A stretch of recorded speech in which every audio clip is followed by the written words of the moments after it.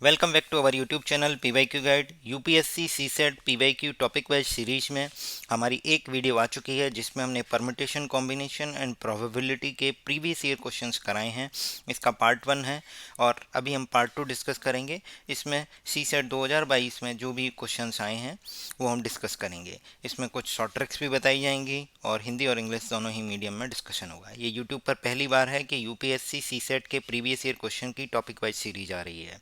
अपने दोस्तों के साथ शेयर करें जिससे कि उनका भी सी सेट का डर खत्म हो सके और वो एग्ज़ाम क्वालिफाई कर सकें। देखते हैं क्वेश्चन नंबर 10। ये UPSC CSAT 2022 set A question number 10 से लिया गया है। इस क्वेश्चन में क्या है, the digits 1 to 9 arrange in 3 row in such a way that each row contains 3 digits and the number formed in the second row is twice the number formed in the first row and the number formed in the third row is thrice the number formed in the first row. Repetition of digit is not allowed, ये ध्यान रखना है। If only three of the four digits 2, 3, 7, 9 are allowed to use in the first row, how many such combinations are possible to be arranged in 3 row? देखिए 3 रो हैं। इन 3 रो में इस तरीके से ये फर्स्ट रो है R1, ये R2, ये R3।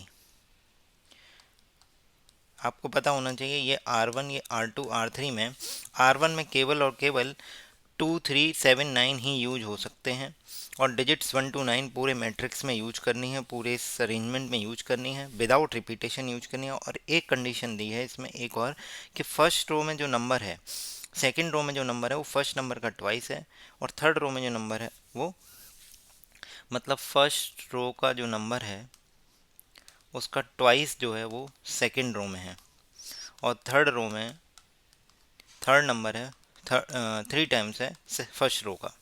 देखो लिखा हुआ है, हिंदी में पढ़ देता हूँ।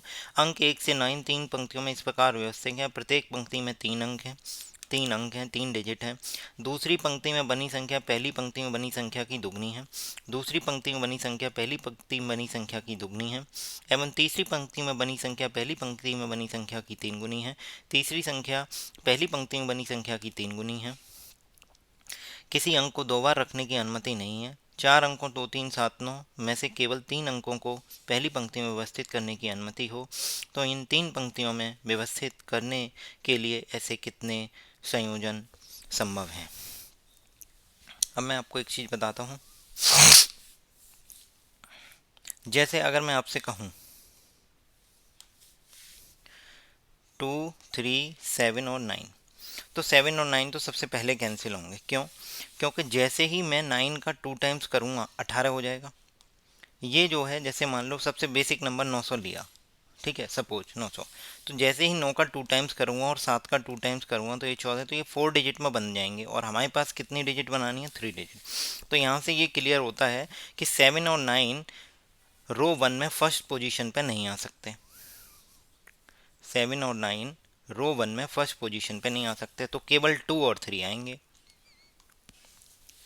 इसको भी मैंने कहा कि पहली डिजिट पहली रो में 2, 3, 7, 9 ही यूज होने हैं, तो मैंने दो दो करके नंबर अरेंज किए। मतलब अब हमारे पास केवल नंबर है 3, 7, 9। अगर यहाँ ले लेते हैं 3 तो यहाँ पर बचेंगे 2, 7 और 9। तो क्या क्या पॉसिबिलिटी हो रही है उसको हम देखते हैं। जैसे 79 हो सकता है, 97 हो सकता है, 37 हो सकता है, 73 हो सकता है, 39 हो सकता है, 93 हो सकता है।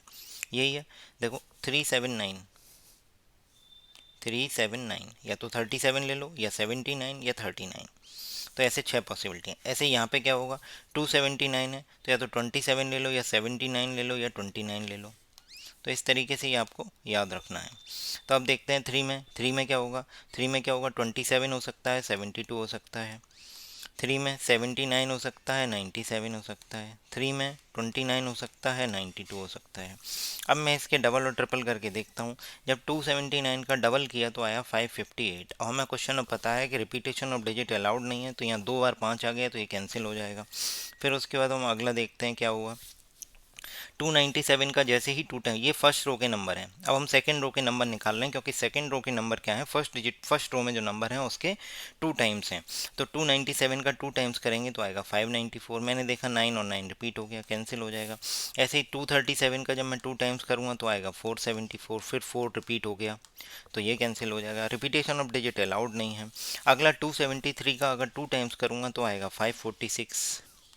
मैंने देखा कोई भी डिजिट रिपीट नहीं हो रही, फिर मैंने इसका थ्री टाइम्स भी किया, क्योंकि रो थर्ड में जो नंबर है वो फर्स्ट रो का थ्री टाइम्स है।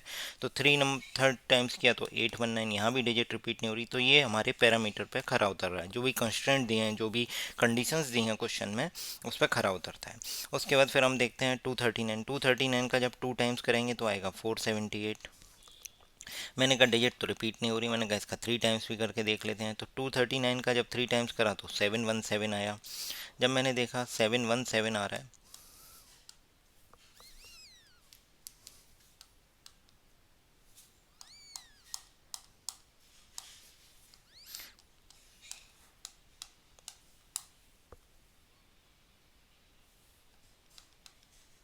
कितना है 717 आया।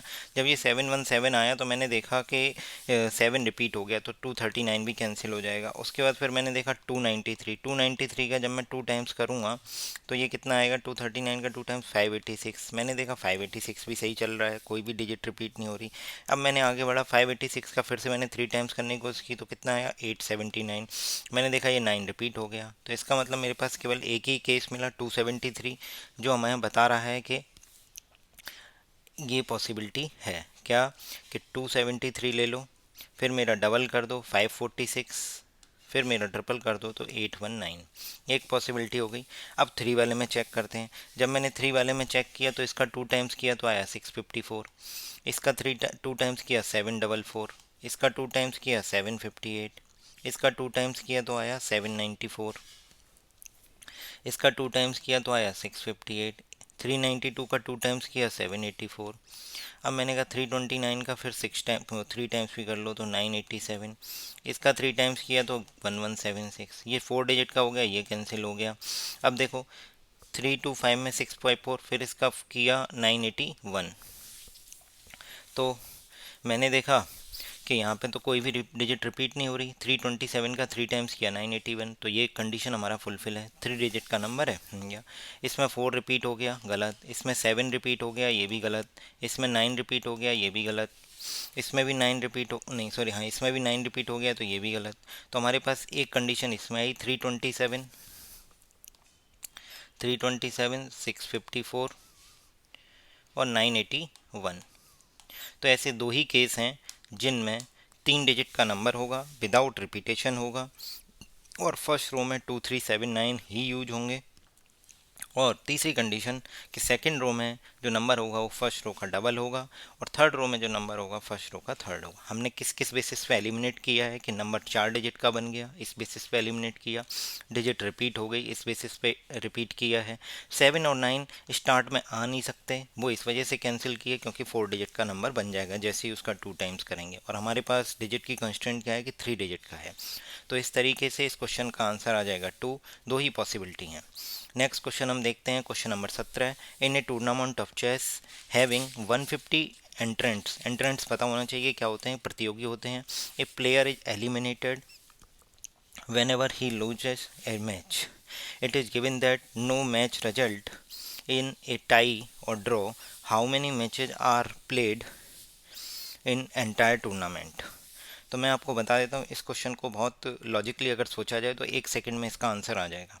जैसे मैं बताता हूँ कि 150, अगर हमारे पास कितने 150 प्रतियोगी हैं, 150 प्लेयर्स हैं, और हर एक कोई इन 150 प्लेयर्स में इस तरीके से मैच हो रहे हैं, जो हारता जा रहा है वो बाहर होता जा रहा है और नेक्स्ट मैच कंडक्ट हो रहा है।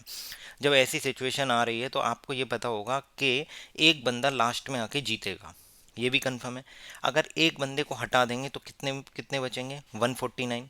तो 149 लोग हारेंगे, 149 लोग हारने का मतलब क्या है कि 149 मैच होंगे। तो इसका करेक्ट आंसर आ जाएगा 149। आपको अगर नहीं समझ में आ रहा है तो मैं आपको इस तरीके से और करके बता देता हूँ। पीछे से वीडियो सुनिए, दोबारा सुनिए, आपको समझ में आएगा। मैंने बोला कि 150 लोग हैं, 150 में से एक बंदा जीतना है। अगर एक बंदा जीतना है तो 149 लोगों को हारना होगा। 149 लोग हारेंगे, इसका मतलब क्या हो गया कि 149 लोग जो हैं वो 149 टाइम्स मैच खेला जाएगा, तभी वो हारेंगे। तो इसका मतलब 149 मैच हारे गए, 149 मैच कंडक्ट होंगे, और लास्ट वाला मैच जो होगा उसमें एक बंदा विनर हो जाएगा। तो इसलिए इसका आंसर आ जाएगा 149। मैं इसको करके बताता हूँ कि जब 150 लोग थे तो 75 मैच हुए, 75 लोग जीत गए। 150 मैच जब होंगे तो 150 लोग हैं तो 75 पेयर बने, मतलब 75 मैच हुए। 75 मैच होने का मतलब 75 लोग जीत गए, 75 लोग हार गए। जो हार गए वो बाहर चले गए, 75 लोग जीते हैं उनके फिर मैच होंगे तो 37। एक बंदा ऐसा होगा जो रह जाएगा जीता हुआ, बट उसका कोई मैच नहीं होगा। अब देखते हैं क्या होगा, उसको हम अगले वाले में कंसिडर कर लेंगे। तो ये 38 हो जाएंगे, 38 में फिर मैच होंगे तो 19 मैच होंगे। 19 मैच में 19 लोग जीत के आएंगे, तो 19 लोग जीत के आएंगे तो उन लोगों में फिर मैच होंगे तो 9 मैच होंगे। 9 मैच में फिर मैं देखूंगा कि एक बंदा फिर रह जाएगा, क्योंकि 9 दूनी 18, एक बंदा हमारे पास एक्स्ट्रा है। जैसे यहाँ पे 37 दूनी 74 थे, एक बंदा एक्स्ट्रा था। जब 9 बंदे होंगे तो फिर हमें +1 करना पड़ेगा 10। 10 लोगों के कितने मैच हो जाएंगे, 5 मैच हो जाएंगे।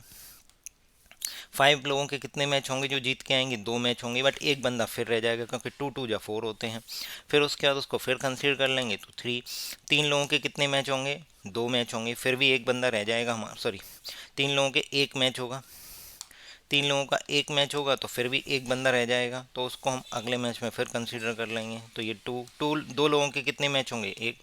तो इस तरीके से जब हम 75, 37, 19, 9, 5, 2, 1, 1 इन सबको जोड़ेंगे तो आएगा 149।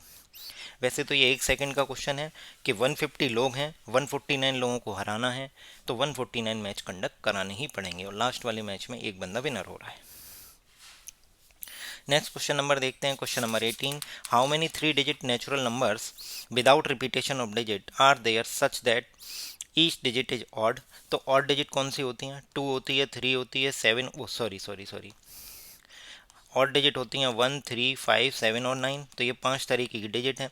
And the number is divisible by 5। जब हमसे क्वेश्चन में बोल दिया है कि नंबर जो है वो 5 से डिविजिबल है, तो कोई भी नंबर 5 से डिविजिबल होने का मतलब ये होता है कि, अच्छा 3 डिजिट का नंबर है, कोई भी नंबर 5 से डिविजिबल होने का मतलब होता है कि उसकी लास्ट डिजिट या तो 0 हो या 5। यहाँ पे तो 5 की बात हो रही है, क्योंकि ऑड डिजिट से नंबर बनाना है, तो 0 तो है ही नहीं, तो यहाँ 5 आ जाएगा। उसके बाद हमारे पास यहाँ कितनी पॉसिबिलिटी है भरने की, देखो मेरे पास क्या था, 1, 3, 5, 7, 9, तो 5 तो चला गया। अब 1, 3 और 7, 9 में 4 पॉसिबिलिटी हैं, और इधर कितनी पॉसिबिलिटी हैं, जब इधर 4 हो जाएंगी, रिपीटेशन ऑफ डिजिट अलाउड नहीं है, तो 3 इधर होंगी। हमारा नंबर तभी बनेगा जब ये भी हो ये भी हो, तो दोनों का मल्टीप्लाई कर देंगे, 4 3 12। तो 12 ऐसे नंबर पॉसिबल होंगे जो 5 से डिविजिबल होंगे, 3 डिजिट के होंगे, और साथ ही साथ विदाउट रिपीटेशन ऑफ डिजिट होंगे, और ऑड डिजिट से बने होंगे, 1, 3, 5, 7, 9। अब मैं आपको एक चीज़ कॉन्सेप्ट बताने की कोशिश करता हूँ, जिससे आपको आगे की चीज़ें क्लियर हो जाएंगी। देखते हैं क्या है। जब n चीज़ों में से r चीज़ों को अरेंज करना हो, तो उसका फॉर्मूला होता है NPR।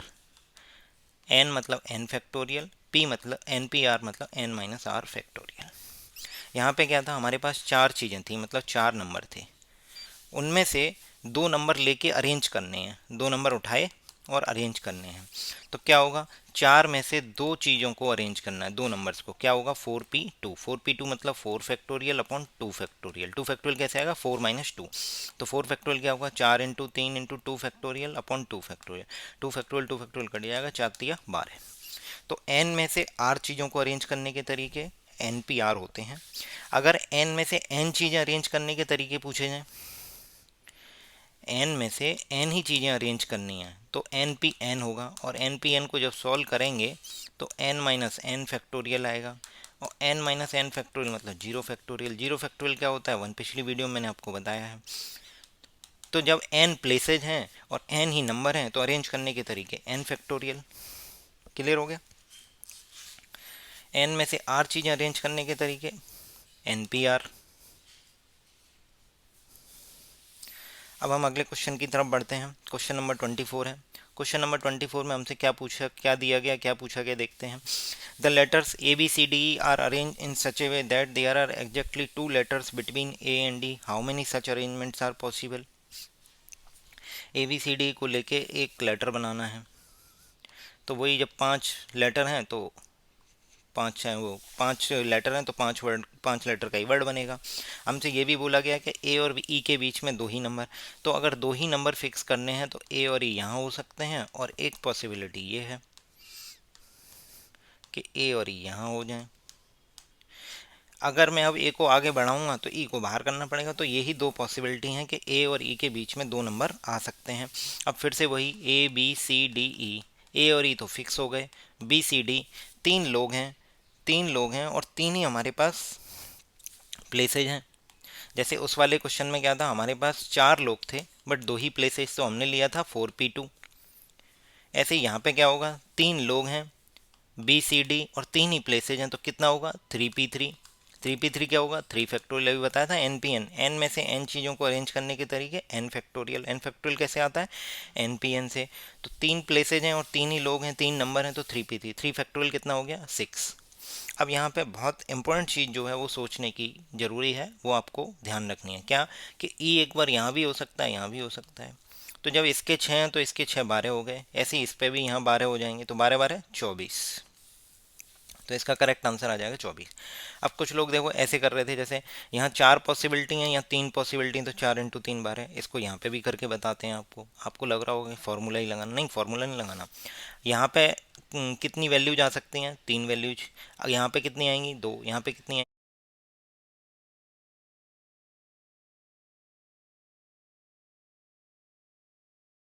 1।